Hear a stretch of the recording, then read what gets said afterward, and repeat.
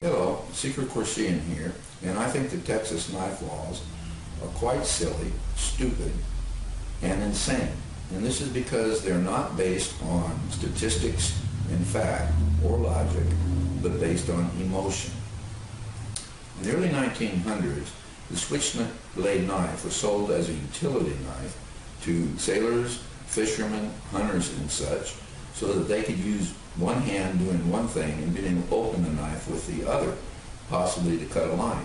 This is the same way that the spring-assisted knife is used today. What happened to make the switchblade and other such knives illegal? In the 50s, the press and Hollywood, through such movies as West Side Story and Rebel Without a Cause, portrayed the switchblade knife as only being used to kill people and were used by thugs and punks, and therefore had no reason to be legal. Eventually, in 1958, the Federal Commerce Department, and shortly after, many states, including Texas, made the knife illegal, and you are not allowed to carry it. Let's go to the computer. The reason these laws are silly, and I think insane, is because of the principles or reasons we use to judge knife and club or any law by, really. And the first one was the principle of being non-responsive. They were used to stop young punks from getting in fights with each other with knives and or clubs and causing violence to themselves or to other people. And from all accounts, it did not change the behavior for two reasons. Number one, they didn't obey the law, and number two, they continued to do it. The statistics does not suggest otherwise. Laws have negative unintended consequences. It didn't take these weapons away from the ones they didn't want to have them because they weren't going to obey the law anyway, and it did take it away from citizens who were trained or could be trained or felt comfortable enough to use knives and or clubs, and we'll talk about clubs a little later, for their defense. But because they were law-abiding citizens, they no longer had that opportunity.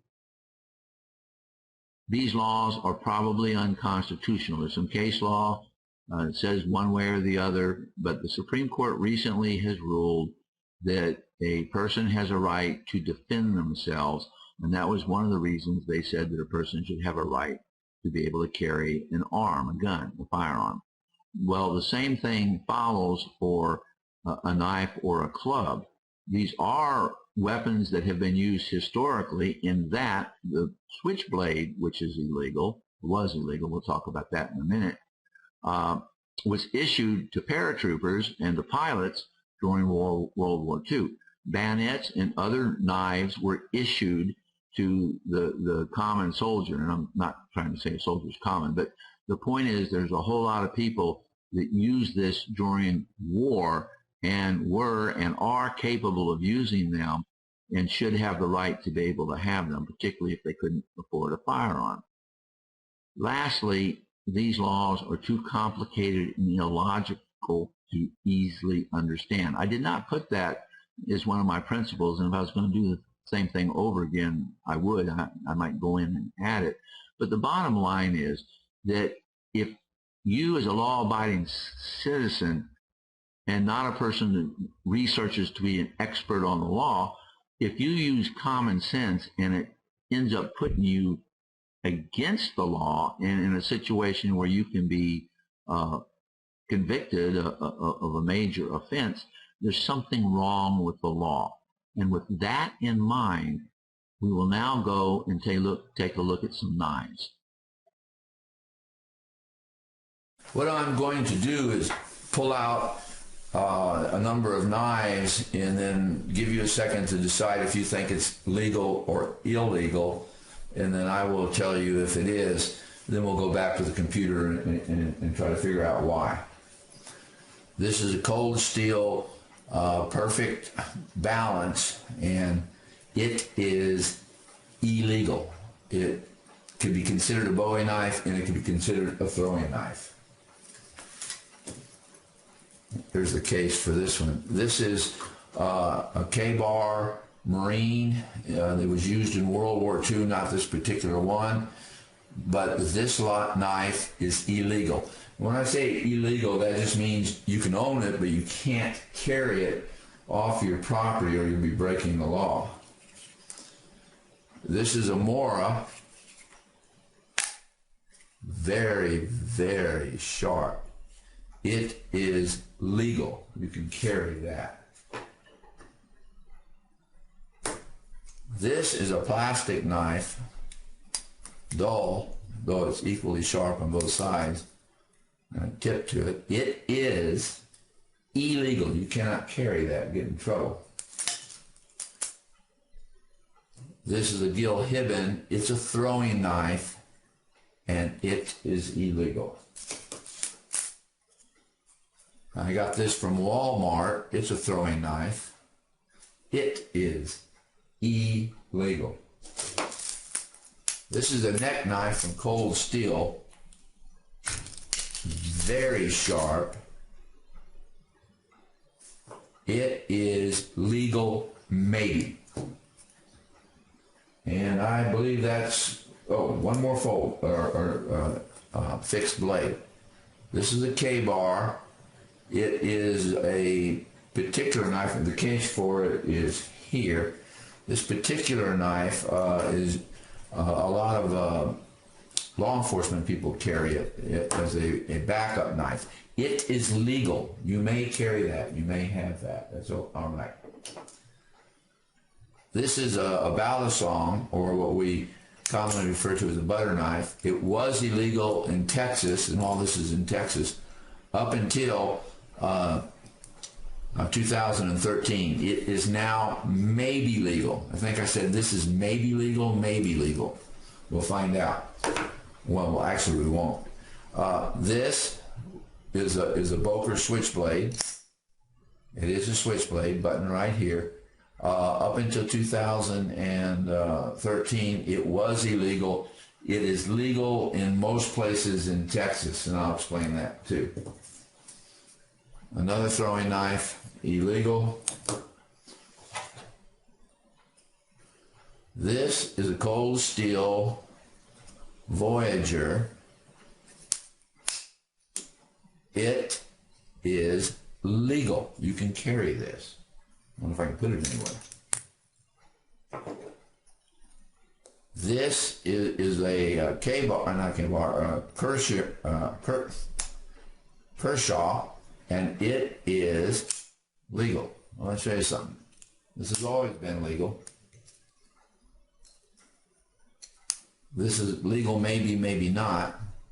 I'll get my hands right on this. Wow. Why is that? Well, we'll find out. This is just another pocket knife, and it is not a switchblade. Never was. It is legal.